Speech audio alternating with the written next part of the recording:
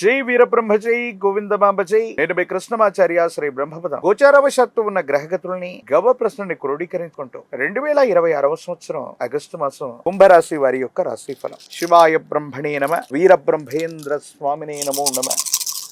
జై వీరబ్రహ్మ జై గోవిందమాంబ. వచ్చినటువంటి ఫలితం 4. ఇది రాహు సంబంధమైనటువంటి కొన్ని సందర్భాల్లో అనాలోచితమైనటువంటి నిర్ణయాల వల్ల మానసికమైనటువంటి ప్రశాంతతని మీరు కోల్పోయేటువంటి అవకాశం. అంటే వృత్తి, ఉద్యోగం, వ్యాపార సంబంధమైనటువంటి అంశాలు ఇవన్నీ కూడా చాలా అనుకూలంగా ఉన్నాయి, దాంట్లో ఎటువంటి సందేహం కూడా. కానీ కొన్ని విషయాల్లో మాత్రం మీరు తీసుకునేటువంటి నిర్ణయాలు అనాలోచితంగా తీసుకొని చిన్న చిన్న ఇబ్బందులు, మానసికమైనటువంటి ప్రశాంతత కోల్పోవటం ఇవి జరిగేటువంటి అవకాశం. ప్రత్యేకించి మీ యొక్క జీవన శైలి అంటే నిద్ర, ఆహారం, ఆరోగ్యం గురించి పట్టించుకోకపోవటం వల్ల దంత సంబంధమైన, కంటికి సంబంధించిన, జీర్ణ వ్యవస్థలకు సంబంధించినటువంటి కొన్ని ఆరోగ్య సమస్యలు మిమ్మల్ని ఇబ్బంది పెట్టే అవకాశం ఉంటుంది. కాబట్టి వీటి పట్ల మీరు కొంత జాగ్రత్తగా ఉండాలి. ప్రత్యేకించి విశేషవంతమైనటువంటి పరిస్థితుల్లో ఈ రాశి జాతకుల యొక్క దైనందిన జీవితంలో చాలా ప్రయోజనాలను మీరు పొందు. ఒక్కసారిగా భగవంతుడు కాలం కొన్ని అద్భుతమైనటువంటి స్థితిగతుల వల్ల మీరు చేసే కొన్ని ప్రయత్నాలు సఫలీకృతమై సానుకూలవంతమైనటువంటి స్థితిగతుల్లోకి మీరు వెళతారు.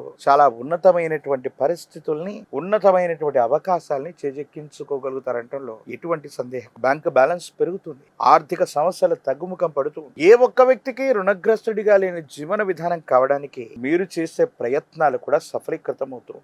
ఇవన్నీ బాగానే ఉన్నాయి, కానీ జాగ్రత్త వహించవలసినటువంటి అంశం ఒకటి ఉంది. కొంతమంది వ్యక్తులకు మనం సహాయం చేయబోయి అది మాట సహాయం అవ్వచ్చు, ఆర్థిక సహాయం అవ్వచ్చు, లేదా మరేదైనా కూడా కావచ్చు. కొన్ని రకాలైనటువంటి చట్టపరమైన అంశాలు, న్యాయపరమైనటువంటి వ్యవస్థలకు సంబంధించినటువంటి చిక్కుల్లో మనం పడే అవకాశం. దీని పట్ల తస్మాత్ జాగ్రత్త.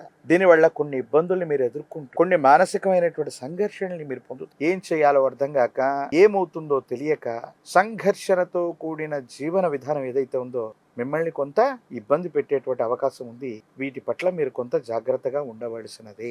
కొన్ని సందర్భాల్లో అనిపిస్తూ ఉంటుంది, చెయ్యని పొరపాటుకి మనం ఫలితాన్ని అనుభవిస్తున్నాం, మన ప్రమేయం లేకుండా కూడా కొన్ని ఇబ్బందులు జరుగుతున్నాయి, మన ప్రమేయం లేకుండా కొన్ని రకాలైనటువంటి స్థితిగతుల్లో మానసికమైనటువంటి సంఘర్షణ కలుగుతుంది అని అనుకుంటాం. కొన్ని పరిస్థితులు అట్లాగా ఉంటుంది. అలాగే కుటుంబానికి సంబంధించినటువంటి జీవిత భాగస్వామి వచ్చు, కుటుంబ సభ్యులకు సంబంధించినటువంటి విషయాలు, వాళ్ళ ఆరోగ్యం, వాళ్ళకు సంబంధించినటువంటి స్థితిగతి పట్ల కూడా మీరు కొంత ఆలోచించాలి.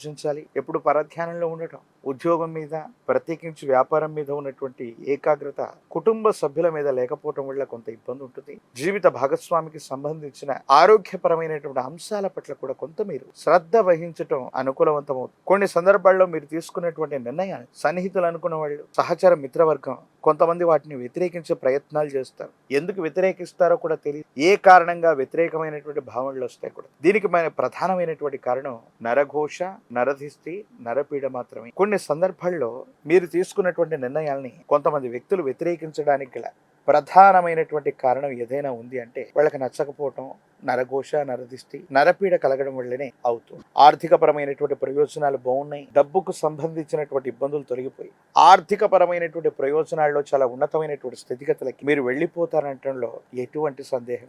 ఆరోగ్యపరమైనటువంటి అంశాల పట్ల మాత్రమే కొంత జాగ్రత్త వహించాలి. కుటుంబ పరమైనటువంటి వ్యక్తులు అవ్వచ్చు, కుటుంబానికి సంబంధించినటువంటి కొంతమంది వ్యక్తులతో వాళ్ళకు సంబంధించినటువంటి సమయాన్ని వాళ్ళకి ఇవ్వటం, వాళ్ళతో సామరస్యంగా మనం ఉండేటువంటి ప్రయత్నాలు కొన్ని చేయటం యోగదాయకమైనటువంటి ఫలితాలకు కారణమవుతుంది. సమాజంలో అత్యున్నతమైనటువంటి అవకాశం కలిసి వచ్చి మీకు పేరు ప్రఖ్యాతలు, ధనం రావటానికి, మీరు వృద్ధిలోకి రావటానికి, మీ దైనందిన జీవితంలో ఎంతో కాలంగా ప్రయత్నం చేస్తున్నటువంటి ఒక ఉన్నతమైనటువంటి సముచిత స్థానంలోకి మీరు రావటానికి ఒక రకమైనటువంటి సువర్ణ అవకాశం కలిసి వస్తుంది. కానీ నిర్లక్ష్యం కారణంగానో, అపాత్రాధానం కారణంగానో, అనాలోచితంగానూ తీసుకునే నిర్ణయాలు కొన్ని ఇబ్బందులకు కారణమవుతాయి. అందుకే మధ్యవర్తిత్వ సంతకాలు పెడుతున్నటువంటి సందర్భంలో షూరిటీలు, గ్యారంటీలు కొంతమంది వ్యక్తులకు మధ్యవర్తిగా ఉంటూ వాళ్లకు సంబంధించినటువంటి సమస్య మొత్తాన్ని కూడా మన భుజస్కంధాల మీద వేసుకోవటం వల్ల కొన్ని ప్రత్యేకమైనటువంటి ఇబ్బందులు పొందేటువంటి అవకాశం ఉంది. తీక్షణమైనటువంటి ఏలినాటి శని కారణంగా అపార్థాలు,